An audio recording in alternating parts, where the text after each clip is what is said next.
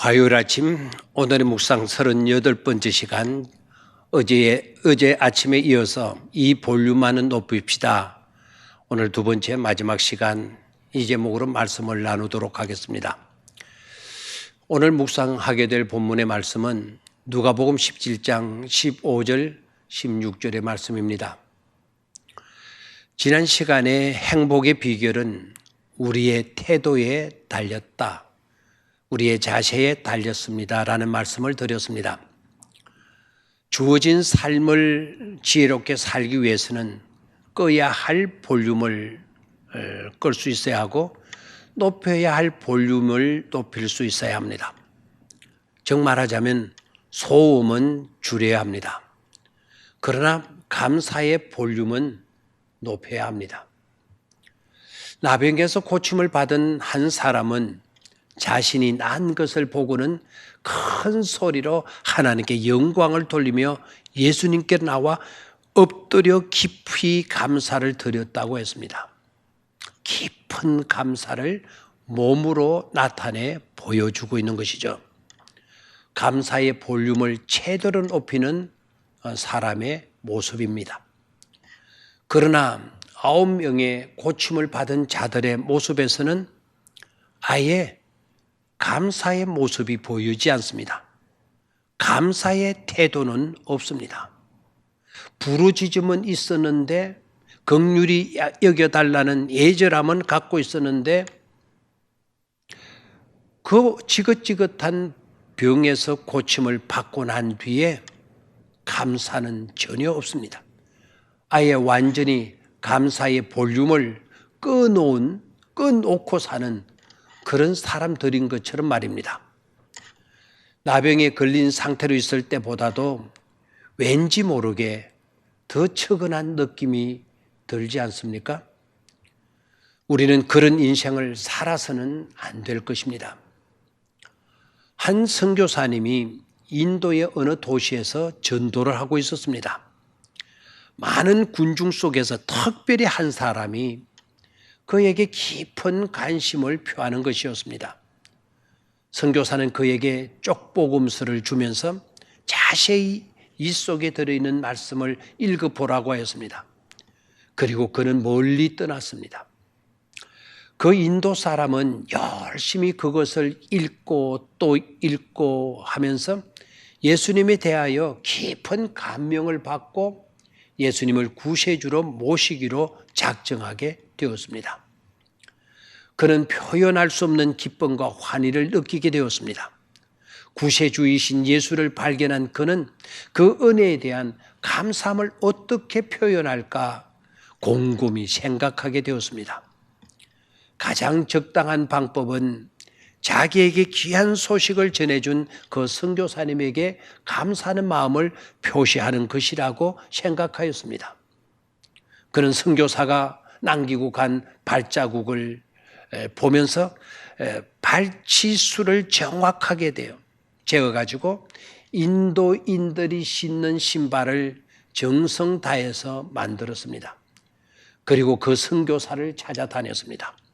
무려 200마일 이상을 돌아다닌 끝에 드디어 선교사님을 만나게 됩니다. 그는 자기가 구원받은 사연을 다 이야기하고는 그 감사의 표시로 그 신발을 만들어 놓으라고 그 신발을 전해 주었다는 것입니다.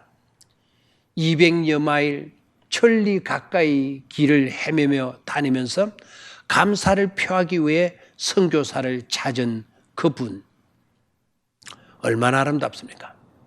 그러므로 감사는 구원을 체험한 표현 또는 구원을 받은 자들의 고백이요 간증이라고 하겠습니다. 본문에 나타난 무명의 사마리아 사람을 보면서 몇 가지 도전을 받을 수 있습니다. 그는 자신이 병 나은 것을 보고 큰 소리로 감사를 드렸다고 15절에 되어져 있습니다. 큰 소리로 부르짖어 도움만 요청한 것이 아니라 고침받고 돌아와 큰 소리로 하나님께 영광을 돌리며 감사의 볼륨을 높였던 것을 알 수가 있죠. 두 번째, 그는 응답받은 즉시 감사를 드렸습니다. 15절입니다. 10명의 사람이 다 고침을 받았는데 나 혼자서 감사하기 위해 돌아선다는 것은 쉬운 일이 아닌 것입니다. 바람이 부는 대로 물결이 치는 대로 치우쳐 사는 것은 전혀 힘이 들지 않지만 흘러가는 물을 역류하고 바람을 맞아서 앞으로 나아간다는 것은 힘들고 어려운 것입니다. 그런데도 사마리아 사람은 주님께로 즉시 돌아섭니다. 턴백하게 되는 거죠. 다 자기 길 갈 때 그것이 하나의 아주 강한 물결처럼 흘러내릴 때 이 사람만큼은 턴백했던 거죠. 그 물결에 휩싸이지 않고 홀로 감사를 드리기 위해서 돌아섰다라는 겁니다.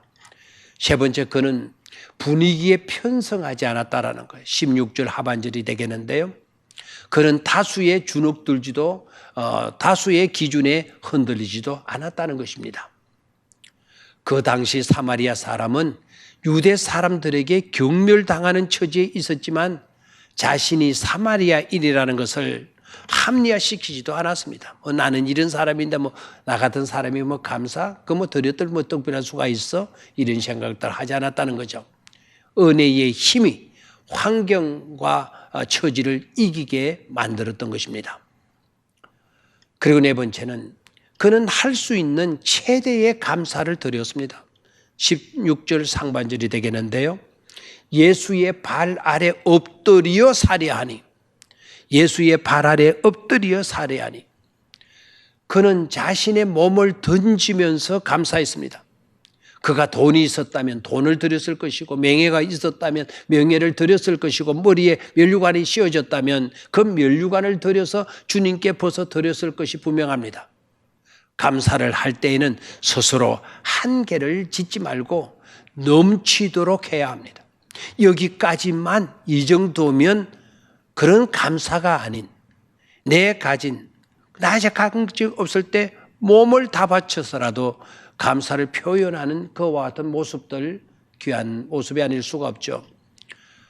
또한 그는 감사함으로 참된 구원의 복을 누리게 됩니다. 19절이죠. 그에게 주님께서 말씀하십니다. 그에게 이르시되 일어나 가라. 네 믿음이 너를 구원하였느니라 하시더라. 우리 주님께서 이 문둥병자에게 주신 최후의 말씀이었습니다. 일어나 가라. 네 믿음이 너를 구원하였느니라. 10명의 나환자들은 예수님을 선지자 중 한 사람 정도로, 또 아니면 선을 베푸는 성신님 정도로 알았을 것입니다. 그러나 인생을 고쳐주심을 통하여 이분이 바로 메시아구나 하는 본질적인 믿음을 회복하지는 못했습니다. 그러나 이 사람은 이분이 곧 메시아이신 것을 알고 궁극적인 구원의 문제, 믿음을 통해서 영혼 구원까지 받게 된 축복을 받았지 않았습니까? 사마리아인은 육신의 질병만을 치료받은 것이 아니라 영혼의 구원이라는 엄청난 축복도 받은 것입니다. 또 한 번의 하나님의 은혜를 누리기 위해서는 마치 대나무가 매듭을 지으며 자라가듯 감사의 매듭을 만들며 전진하는 삶을 살아야 합니다. 한 가지 일 때문에 감사하는 자에게 주님은 10가지의 감사의 제목을 주시지 않습니까? 우리의 믿음과 하나님의 은혜는 감사를 통해서 자라고 자라는 것입니다. 한계를 짓지 않으시는 하나님의 은혜와 복을 받아 누리는 저와 여러분들이 되시기를 바랍니다. 감사합니다.